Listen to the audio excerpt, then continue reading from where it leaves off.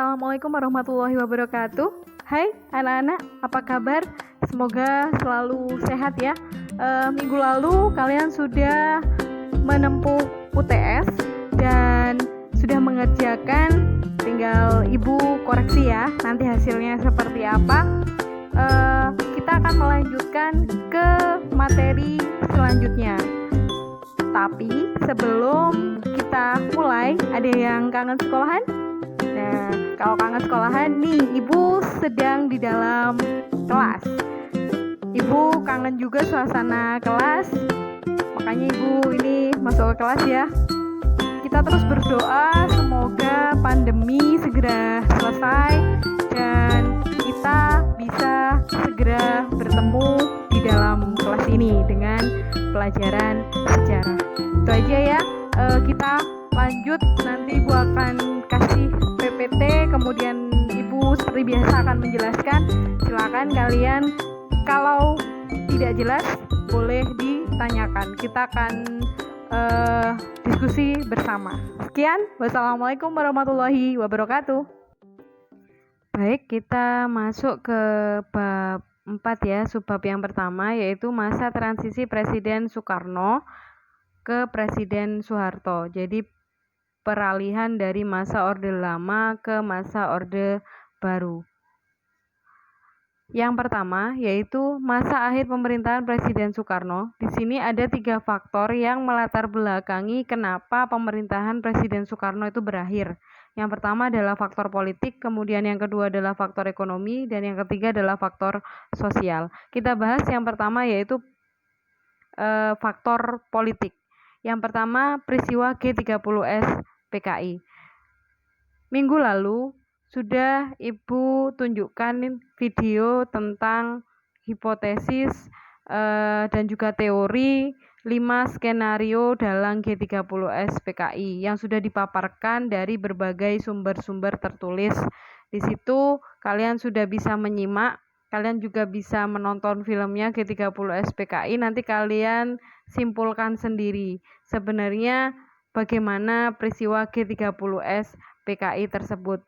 Di sini sudah jelas di video 5 skenario yang sudah dipaparkan berdasarkan sumber tertulis yang kemarin sudah ibu share ke kalian ya. Peristiwa G30S PKI ini menimbulkan kekecewaan rakyat terhadap pemerintahan Bapak Presiden Soekarno. Jadi di sini pasca penumpasan G30S PKI, pemerintah ternyata belum sepenuhnya berhasil melakukan penyelesaian politik terhadap peristiwa tersebut, sehingga rakyat kecewa dan rakyat akhirnya mengambil sikap untuk melakukan gerakan-gerakan menuntut Presiden Soekarno untuk bersikap tegas dan juga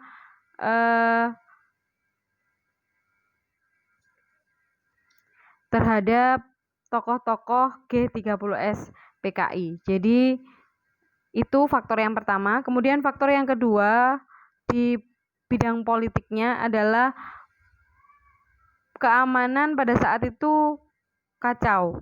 Terjadi konflik intern Angkatan Darat. Jadi pada saat itu terjadi reshuffle kabinet, kemudian pemerintahannya juga banyak yang diurusi, entah itu dari peristiwa G30S PKI, kemudian nanti dari sektor ekonominya juga, dan ternyata di Angkatan Daratnya sendiri pun terjadi konflik. Itu yang menyebabkan kekacauan di bidang politik. Berikutnya adalah reshuffle kabinet Dwi Korah 24 Februari 1966 diganti menjadi kabinet 100 menteri.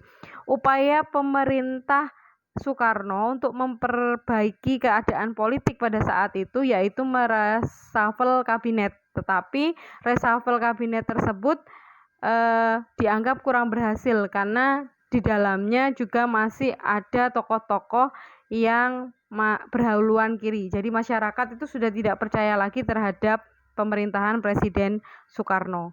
Berikutnya, faktor ekonomi. Faktor ekonomi yang pertama adalah inflasi 600%. Karena keadaan politik yang kacau pada saat itu, maka berimbas juga ke sektor ekonomi. Di sini inflasi yang pada tahun 1961 itu 156%, ternyata di tahun 1965 itu naik inflasinya hingga 600%. Ini yang menyebabkan anggaran negara itu defisit sampai 63,4%. Ini yang menyebabkan ekonomi pada masa tersebut lesu, sehingga mengakibatkan juga berikutnya kenaikan BBM dan terjadinya devaluasi. Devaluasi ini adalah upaya pemerintah untuk memotong nilai mata uang. Tujuannya apa? Tujuannya biar daya beli masyarakat itu bisa meningkat, karena di sini nilai mata uang yang dipotong adalah Rp1.000 itu dijadikan Rp1. Jadi biar daya beli masyarakat meningkat. Tetapi devaluasi yang dilakukan oleh pemerintah ini tidak membuahkan hasil, malah ekonomi semakin merosot. Berikutnya adalah sosial. Di sini faktor sosial itu reaksi masyarakat terhadap G30S PKI itu dengan cara demo dan mengajukan tuntutan Tritura, 3 tuntutan rakyat.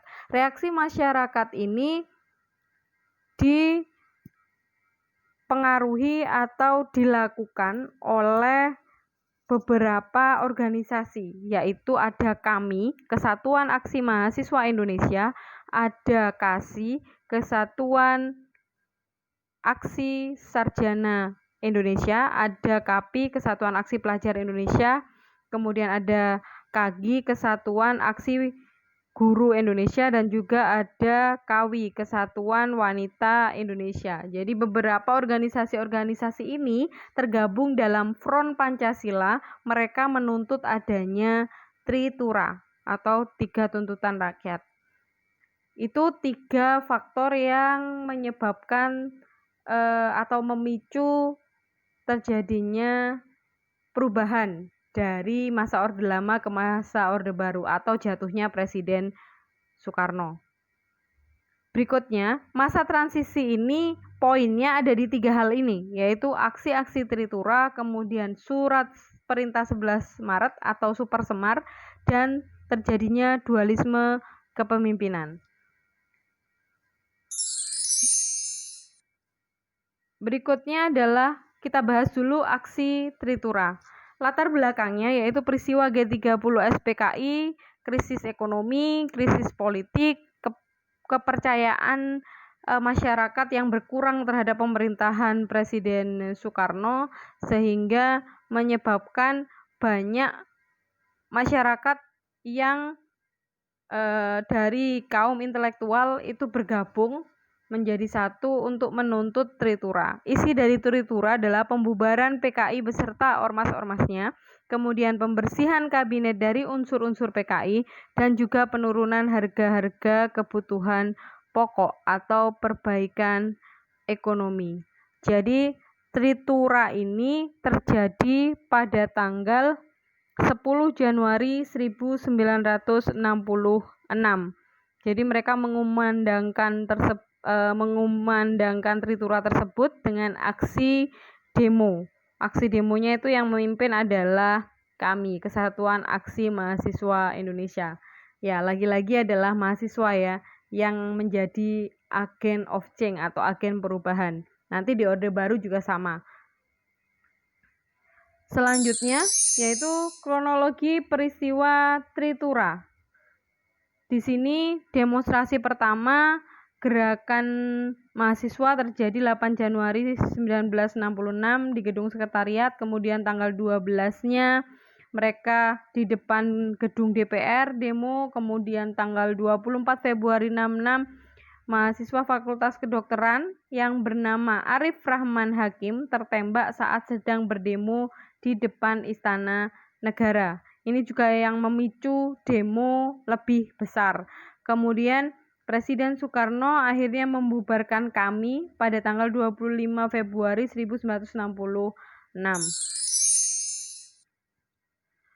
Lanjut berikutnya, setelah terjadi demo, di sini muncullah Super Semar, Surat Perintah 11 Maret. Ini ada TAP MPR-nya, yaitu nomor 9 garis miring MPRS 1966. Di sini Super Semar, Surat Perintah 11 Maret ini juga sampai sekarang masih buram juga ya mengenai Super Semar ini. Tapi ini tidak menjadikan Super Semar itu tidak penting, tapi ini adalah penting karena Super Semar tersebut nanti juga menjadi langkah awal terjadinya perubahan atau masa transisi dari Presiden Soekarno ke Presiden Soeharto. Latar belakangnya, aksi demonstrasi menentang pemerintahan demokrasi terpimpin atau pemerintahannya Bapak Soekarno meningkat, kemudian keamanan Presiden Soekarno terancam, Presiden perlu memulihkan kewibawaan pemerintahan. Isi dari Super Semar mengambil segala tindakan yang dianggap perlu untuk terjaminnya keamanan dan ketenangan serta stabilitas jalannya revolusi, menjamin keselamatan pribadi, kewibawaan Presiden dan juga Panglima tertinggi, melaksanakan dengan pasti ajaran pemimpin besar revolusi. Di sini dampaknya kondisi keamanan negara berhasil dikendalikan, kemudian wibawa tentara semakin meningkat. Soeharto pada saat itu menjadi pemegang mandat Super Semar yang memiliki kekuatan politik. Jadi sudah jelas ya bahwa Super Semar ini ditujukan kepada Soeharto yang nantinya akan mengambil alih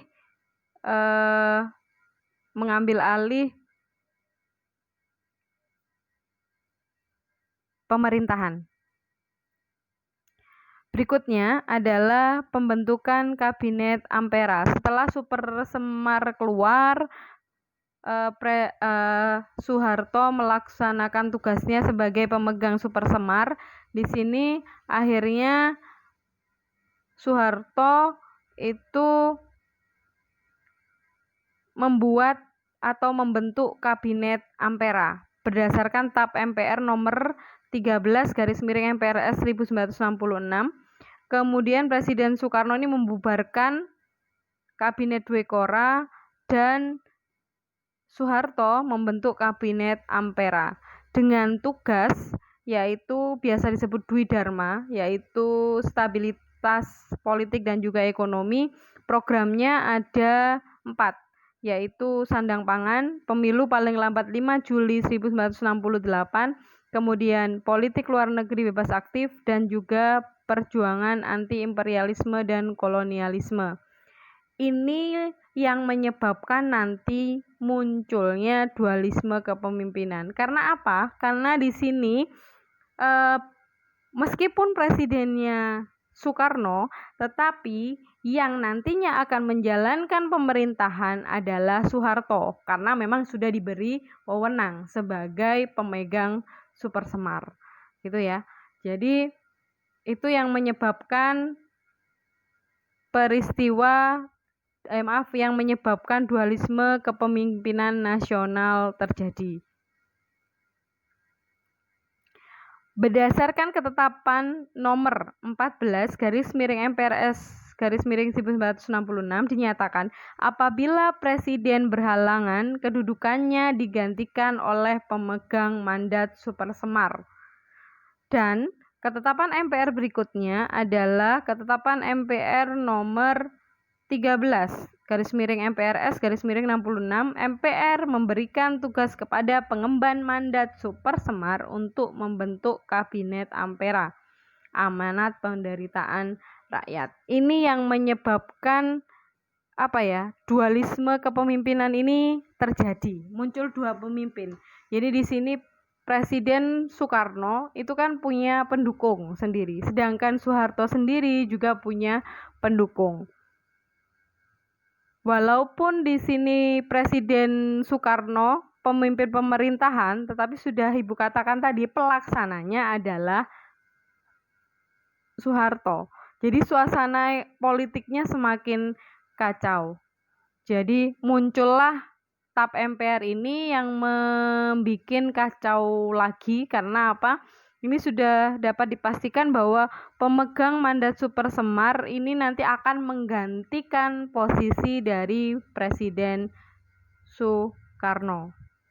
Ya, karena muncul dualisme kepemimpinan ini dan adanya TAP MPR nomor 14 ini itu mendapat tanggapan positif dari masyarakat dan juga Angkatan Darat. Karena apa? Karena masyarakat sendiri kan kalian tahu sudah tidak percaya dengan Presiden Soekarno pada saat itu, sehingga membuat peran dari Soeharto itu semakin naik. Jadi masyarakat tuh menganggapnya Presiden Soekarno itu sudah tidak bisa memimpin negara, maka yang cocok menggantikan adalah Soeharto. Tuh ya. Dampak dari dualisme kepemimpinan ini, Soeharto turut menentukan nama-nama menteri, kemudian Presiden Soekarno berkedudukan sebagai pemimpin seperti yang Ibu sebutkan tadi ya, pelaksananya Soeharto. Kemudian popularitas dari Presiden Soekarno merosot dan muncul tuntutan agar ini, yang terakhir ini ya, muncul tuntutan agar Presiden Soekarno mengundurkan diri dan juga digantikan oleh si pemegang Super Semar. Jadi itu jelas menunjukkan bahwa Presiden Soekarno itu sudah tidak diinginkan oleh masyarakat.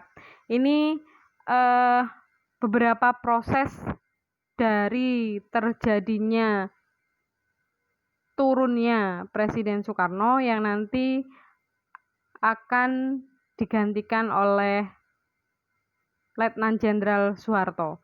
Jadi Juni 1966 Presiden Soekarno menyampaikan pidatonya, yaitu pidato Nawaksara, kemudian dilanjutkan dilengkapi dengan pidato berikutnya, merupakan pertanggungjawaban Presiden Soekarno kepada MPRS dan juga DPR GR. Kemudian di sini pimpinan ABRI atau Angkatan Darat pada saat itu membujuk Presiden Soekarno untuk menyerahkan kekuasaannya kepada si pemegang Super Semar, yaitu Letnan Jenderal Soeharto. Dan secara resmi 22 Februari 1967 Presiden Soekarno secara resmi mengundurkan diri dari jabatannya dan digantikan oleh Letnan Jenderal Soeharto. Pada tanggal 12 Maret 67 Soeharto diangkat sebagai pejabat Presiden Indonesia oleh MPRS dan Soeharto resmi dilantik sebagai Presiden Republik Indonesia kedua pada 27 Maret 1968. Inilah yang menyebabkan Orde Lama berganti menjadi Orde Baru. Jadi itu tadi proses masa transisi ya, biar kalian tahu bagaimana proses jatuhnya atau proses pengunduran dirinya Presiden Soekarno dan digantikan oleh Presiden Soeharto. Kita lanjutkan minggu depan dengan bagaimana sih Bapak Soeharto itu memimpin Indonesia dan bagaimana masa Orde Baru ini bisa jaya dan bisa sampai bertahan lama. Kita lanjutkan minggu depan. Terima kasih. Mohon maaf apabila ada salah kata. Sekian, wassalamualaikum warahmatullahi wabarakatuh.